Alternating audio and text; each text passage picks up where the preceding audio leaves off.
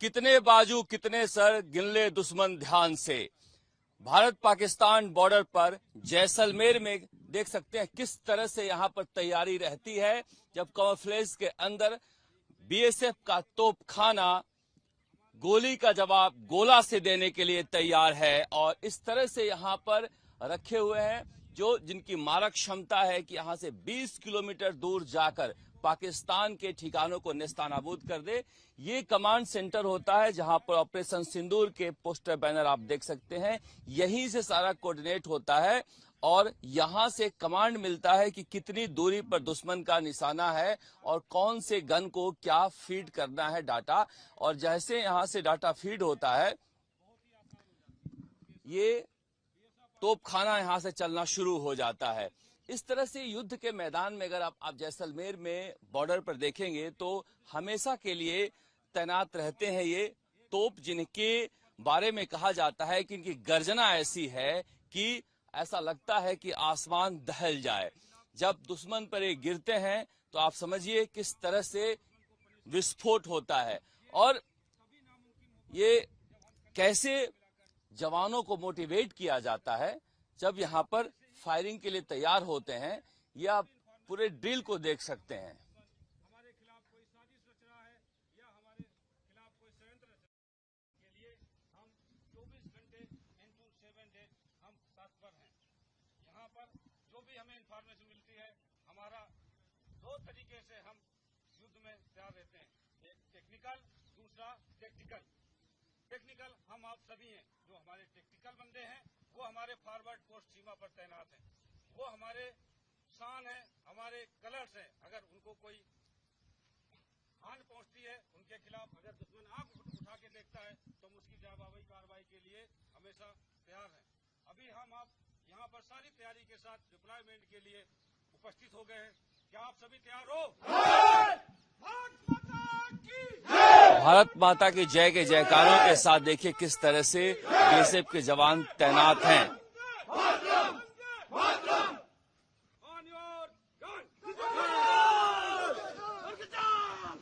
तोपखाने पर किस तरह से यहाँ पर जो यूनिट अलग अलग इस तोपखाने को लेकर है वहां पर किस तरह से तैयारी होती है आप देख सकते हैं कि ये दौड़ के जाते हैं और अपने इस आरटी गन को संभालते हैं और यहां से इस तरह से रखा हुआ है इसको कि दुश्मन की नजर न पड़ जाए और फिर यहां से इस तरह से गोले दागे जाते हैं।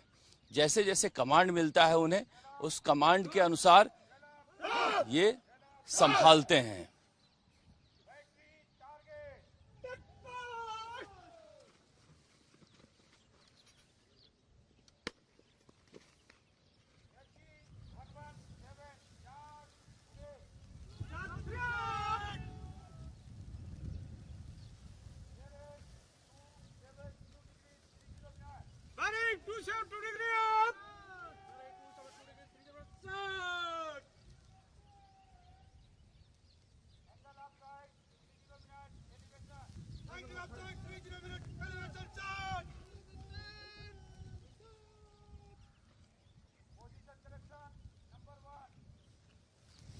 ये पीछे से कमांड मिल रहा है उसके अनुसार कितना एलिवेशन रखना है, कैसे टारगेट सेट करना है और इस पूरे कमांड के साथ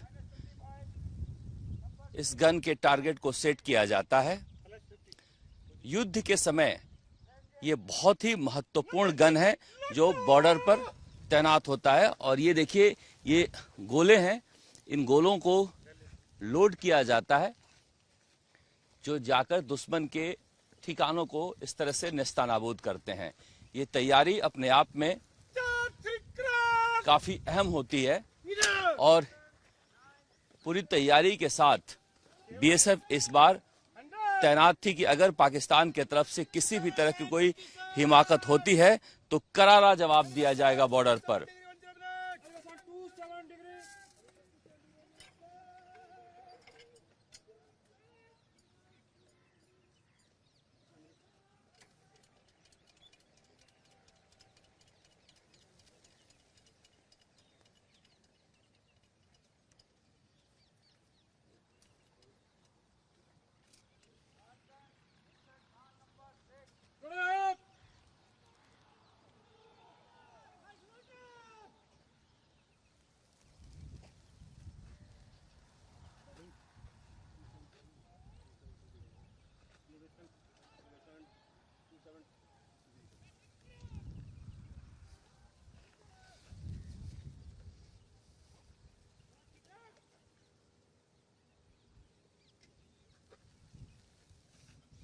और इस तरह से यहाँ पर जो पूरा प्रोसेस होता है इस तोपखाने का, आप देख सकते हैं कि ये फायरिंग की पूरी प्रक्रिया है कि कैसे जो कोऑर्डिनेशन कमांड है वहां से सब कुछ कमांड मिलते रहता है। और ये जो तोपखाना है, यहाँ से जो आरटी गन है वो 20 किलोमीटर दूर दुश्मन की सीमा में जाकर टारगेट को नेस्तनाबूद करते हैं।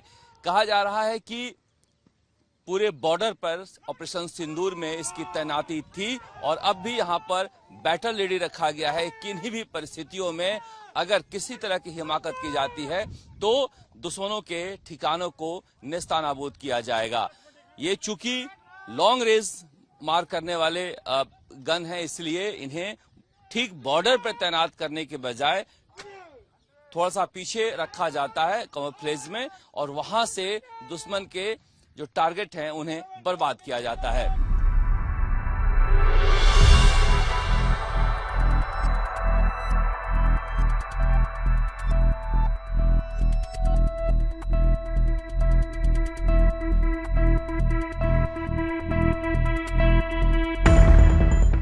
कमांडेंट जेके सिंह जी, सर किस तरह से ये गन काम करता है और किस तरह से ऑपरेशन सिंदूर के बाद आप लोग तैयार हो अभी भी?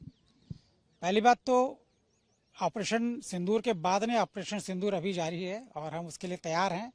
हमारा जो मेन काम है, हमारे जो फॉरवर्ड एरिया में जो ट्रूप्स जो बीएसएफ के इंटरनेशनल बॉर्डर के साथ में एक फर्स्ट लाइन ऑफ डिफेंस में तैनात हैं और दुश्मन की हर एक हरकत पर, हर एक मूवमेंट पर नज़र रखे हुए हैं। अगर जो वहाँ पर किसी भी प्रकार की घटना होती है, किसी प्रकार का अटैक या किसी प्रकार की लड़ाई की संभावना लाई होती है, तो हम अपने ट्रूप्स को फायर सपोर्ट देने के लिए और दुश्मन को बर्बाद करने के लिए हमारी ये गनें उनके साथ में तैनात हैं और कभी भी उनकी किसी भी गोली का जवाब गोले से देने के लिए 24 घंटे 365 दिन हमेशा रेडी हैं। सर ये हम जानना चाहेंगे कि ये 7 और 8 मई को ये आप लोग किस तरह से वहां पर गुजारे और क्या दृश्य था और किस तरह से मुकाबला कर रहे थे? उस वक्त का दौर ही कुछ और था। उस वक्त हम सभी लोग एकदम तैयारी हालत में थे कि कभी भी हमको आगे कुछ भी हो सकता है, फायर की तैयारी हो सकती है। पूर्णतः तैयार थे। एक अलग तरह की उन दिनों में लड़ाई देखने को मिली जिसको हम शायद नहीं सोचते हैं और उसमें ड्रोन्स अटैक इस तरह की चीज़ें आई तो जिसके चलते हुए हमें थोड़ा सा रणनीति में परिवर्तन करना पड़ा, जिसको यहाँ जिक्र करना उचित नहीं होगा। लेकिन हम पूरी तरह से तैयार थे। अगर किसी तरह की आवश्यकता पड़ती तो उसी वक्त हम दुश्मन को बर्बादी के लिए और निर्णायक लड़ाई के लिए हम तैयार थे पूरी तरह।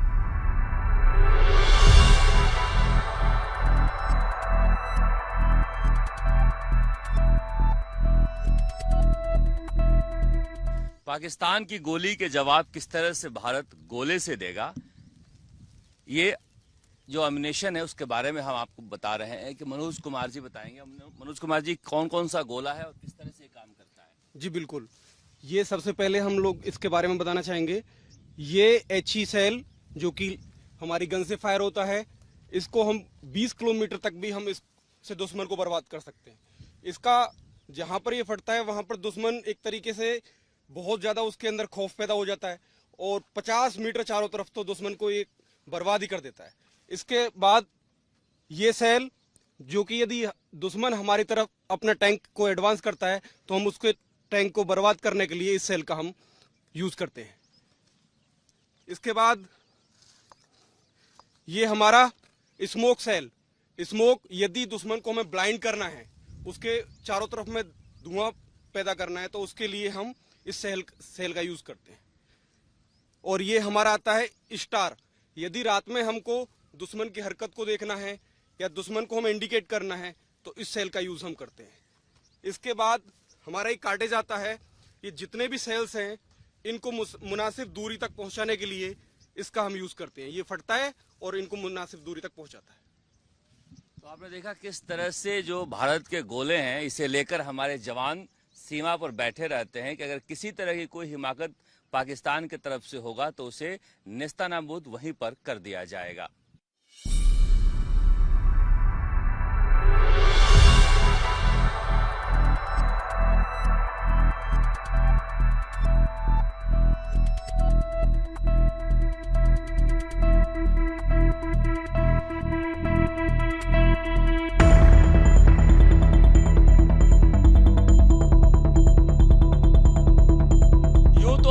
हमेशा बॉर्डर पर बीएसएफ मुस्तैद रहती है, मगर ऑपरेशन सिंदूर के दौरान किस तरह से बीएसएफ ने मोर्चा संभाला था। हमारे साथ हैं बीएसएफ के डीआईजी वाईएस राठौर साहब, उनसे बातचीत करते हैं। सर, ऑपरेशन सिंदूर के दौरान ये 2 दिनों तक ये एक अद्भुत नजारा था जब भारत के सैनिकों ने शानदार प्रदर्शन किया और पाकिस्तान के कई ठिकानों को नेस्तनाबूद किया। किस तरह से बीएसएफ ने यहाँ पर अपना संभाल रखा था मोर्चा? देखिए, जैसा आपको पता है कि BSF first line of defence है और सीमाओं पर हम लोग हमेशा 24 घंटे 365 दिन मौजूद रहते हैं, तैनात रहते हैं। और हर बार बीएसएफ ने सिद्ध किया और इस ऑपरेशन सिंदूर के दौरान भी बीएसएफ ने अपने आप को सिद्ध किया है। आपको जैसा पता है कि बीएसएफ पूरे मोर्चे पर गुजरात से लेके और एलसी तक हमारा डिप्लॉयमेंट है और हर जगह पर बीएसएफ ने अपनी उपयोगिता सिद्ध की है। जहां तक बात करूं मैं अगर इस थार के रेगिस्तान की, तो यहाँ पर जैसा आपको पता है कि 6-7 की दरमियानी रात को जब हिंदुस्तान की तरफ से उनके चुनिंदा ठिकानों को बर्बाद किया गया, उसके बाद उन्होंने कई ऐसे जगहों को निशाना बनाया और उसमें से जैसलमेर भी एक था। यहाँ पर भी उन्होंने निशाना बनाया और जो हवा में उन्होंने जो भी हरकत की उसके माकूल जवाब हमारी वायुसेना और जो हमारे थल सेना है उनके जो भी एंटी ड्रोन सिस्टम है उन्होंने उसको बर्बाद किया। लेकिन साथ साथ में ग्राउंड पे, क्योंकि जैसा हमें पता था और हमारे पास इनपुट लगातार आ रहे थे कि सीमा पार वो अपनी पूरा संगठित कर रहा है, उनके आर्टिलरी, उनके आर्मर्ड, उनके मुजाहिद, रेगुलर्स, रेंजर्स सभी आगे आ चुके हैं। तो उसके लिए हम पूरी तरह से तैयार थे और जब भी उन्होंने हरकत की हमारे जवानों ने उनके ड्रोन को साइट किया, उन ड्रोन को गिराया भी है। और जहां तक ग्राउंड फोर्सेस की बात है, हम लोग पूरी तरह से तैयार थे उसे किसी भी हमले के जवाब के लिए। आप लोग भी वहां पर ड्रोन को देखकर मार गिराए थे, बीएसएफ के भी ठिकानों को उन्होंने निशाना बनाया था। हाँ बिल्कुल, देखिए उनका निशाना तो पूरा इलाका ही था और उसमें हमारे जो चौकियां है वो तो ठीक उनके सामने है। तो वो तो उसकी हरकत हमेशा रहती है कि किस प्रकार से हमें वो नुकसान पहुंचाए, लेकिन हमारी निगाहें, हमारे हौसले, हमारी निगाहें उनके ऊपर थी, हौसले बुलंद थे और हमने कोई भी इस प्रकार की कमी नहीं छोड़ी जहां पर उसको कोई सफलता मिल सके। और अगर वो कुछ भी इस प्रकार से करता तो जिस प्रकार से जम्मू और कश्मीर के इलाके में उसको बीएसएफ ने उनके कई ठिकानों को बर्बाद किया है, यहाँ पर भी हम तैयार बैठे थे। आप लोगों को लगा जब हमारी सेना ने रहमयार खान जो बिल्कुल लोंगेवाला के सामने है उसको बर्बाद किया, उनके पोस्ट को, तो और जिम्मेदारी बढ़ गई थी आप लोगों की? बिल्कुल, जैसा मैंने बताया कि हमारे पास तो इनपुट पहले से आ रहे थे कि वो लोग अपने आप को संगठित कर रहे हैं और कभी भी कुछ भी हमला कर सकते हैं। और क्योंकि हम तो फर्स्ट रेस्पॉन्डर है, पहली गोली हम झेलते हैं, तो उसके लिए हम पूरी तरह से तैयार थे और हमारे जवान हर उस क्षण के लिए तैयार थे अपने आप को बचा के किस प्रकार से काउंटर पार्ट के ऊपर ज्यादा से ज्यादा नुकसान पहुंचा सके उसके लिए, और उसके लिए कोई भी कमी नहीं थी और हौसले हमारे बुलंद थे। कहा जाता है कि रहमयार खान के हमले के बाद उधर भगदड़ी मच गई थी, भागने भी लगे थे सब। देखिए, ये जो चीजें होती है क्योंकि उनके पास में हौसला नहीं है, उनके पास में चाहे कितनी तकनीक है, चाहे उनके पीछे सपोर्ट क्या है, लेकिन जहां तक हौसले की बात करें वो हौसला है। और पूरी दुनिया ने देखा है कि किस प्रकार से भारत ने उनके चुनिंदा ठिकानों को और खास करके हमारे अगेंस्ट के जो ठिकाने हैं वहां पर भी उनको नष्ट किया, उनके जो आतंकवादी अड्डे हैं उनको नष्ट किया और बड़ा रिस्ट्रेंट दिखाया भारत ने। लेकिन उन्होंने जब जवाबी कार्रवाई में हमारे जो सैनिक अड्डे हैं, इवन हमारे जो सिटीज हैं, उनको उन्होंने निशाना बनाया, जिसमें जैसलमेर भी शामिल था और उसको पूरा जवाब मिला। बीएसएफ केवल मोर्चे पर ही लड़ती है, अंदर भी आप लोगों को ध्यान रखना पड़ता है क्योंकि पूरा इलाका आपका है। इधर भी बहुत बड़ी संख्या में जासूसी नेटवर्क भी पकड़े जाते हैं, तो आप लोग इधर कैसे ध्यान रखते हो? देखिए, हमारा कार्य क्षेत्र बहुत ज़्यादा बढ़ जाता है क्योंकि सीमा पर तो निगरानी और डोमिनेशन तो करना ही होता है, लेकिन हिंटरलैंड में भी हमारा काम उतना ही महत्वपूर्ण होता है। और मैं कहना चाहूँगा कि हमारी जितनी यहाँ पर सिस्टर एजेंसीज हैं, चाहे वो डिस्ट्रिक्ट एडमिनिस्ट्रेशन की बात करूँ या पुलिस की बात करूँ, सेना की बात करूँ या अन्य जो इंटर एजेंसीज की बात करूँ, हमारे साथ उनके साथ ही बहुत ही अच्छा तालमेल है और हम लगातार इन्फॉर्मेशन को शेयर कर रहे थे। हिंटरलैंड में हम लोग लगातार छाए हुए थे, हम और पुलिस के साथ भी। हम कई ऐसे ठिकाने थे जहां पर हम लोग पेट्रोलिंग भी कर रहे थे, डोमिनेशन भी कर रहे थे और हमारे जो सोर्सेज है उनको भी हमने एक्टिवेट कर रखा था। हमें पता था क्योंकि जितना खतरा उधर है यहाँ से भी हो सकता है कि कोई उनको सूचना पहुंचाए, उसकी भी हमने माकूल व्यवस्था कर रखी थी। हमें इसीलिए पूछा तो उस दौरान बहुत ज्यादा आप लोगों ने गिरफ्तारियां भी की थी यहाँ पर डिस्ट्रिक्ट एडमिनिस्ट्रेशन मिल, तो आप लोग उस इलाके में आप ही लोग ज्यादा एक्टिव रहते हो। क्या उधर से सिग्नल भी आते हैं, बातचीत भी होती है, फोन सिम कार्ड भी एक समस्या है? हाँ, ये समस्या है, बहुत ज़्यादा तो नहीं कहूँगा, लेकिन कुछ ऐसे क्षेत्र हैं जहाँ पर उनके सिग्नल आते हैं और ऐसे लोग हमारी निगाह में भी रहते हैं, पुलिस की निगाह में भी रहते हैं और हमेशा हमारी जो एजेंसीज है उनके ऊपर निगाह रखने के बाद में जब भी जरूरत पड़ती है तो अपनी कार्रवाई करती है। बहुत से कॉल भी आते हैं जो आपके एक्सचेंज में भी आते हैं, बीएसएफ से कई जवान के जो फोन भी आते हैं। हाँ, ये जो है इस दौरान में खास करके देखने में आया है, पहले भी ऐसे आते रहे हैं कि जब वो अपने आप को कोई सिविल ऑफिसर बता के, आर्मी ऑफिसर बता के, कोई और बीएसएफ का ऑफिसर बता के और कुछ सूचनाएं प्राप्त करने की कोशिश की है और इसमें हमारे जो कुछ कार्मिक हैं उनके परिवारजनों के पास भी फोन आने की भी खबर मिली है। लेकिन मैं जैसा बता रहा हूँ कि ये हम निरंतर प्रक्रिया है कि हम उनको एजुकेट करते रहते हैं कि इस प्रकार के किसी भी कॉल को वो अटेंड नहीं करें और अटेंड भी कर भी दिया तो उसको तुरंत काट दें। तो ऐसी कोई हमारी सूचना हमारे जानकारी में नहीं है जहां पर किसी ने इस प्रकार की कोई उनको जानकारी दी हो। तो देख सकते हैं किस तरह से हमारी तैयारी थी, जहां पर परिंदा भी पर नहीं मार सकता था, चाहे बॉर्डर पर हो या फिर हिंटरलैंड में हो, हर जगह बीएसएफ के जवान मुस्तैद थे और इसी की वजह से पाकिस्तान के पैर उखड़ गए, दांत खट्टे हो गए, उन्हें भागना पड़ा। विमल भाटिया और मनीष के साथ शरद कुमार, जैसलमेर आज तक।